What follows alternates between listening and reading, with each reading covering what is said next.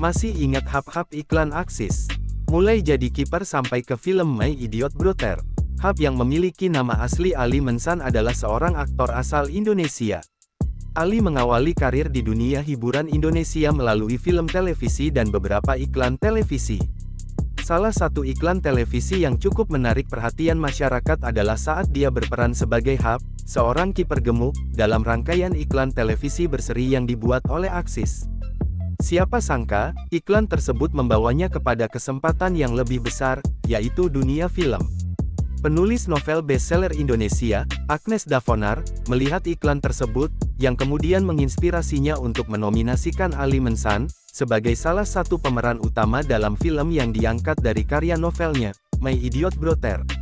Di dalam film tersebut, Ali berperan sebagai Hendra, dan berkat kepiawaiannya dalam berakting pun sukses membuat banyak orang meneteskan air mata. Kini, Ali masih aktif di dunia akting. Pria kelahiran tanggal 18 April itu tengah bermain di dalam sinetron Kuraih Bintang 2 dan Amanah Wali 6.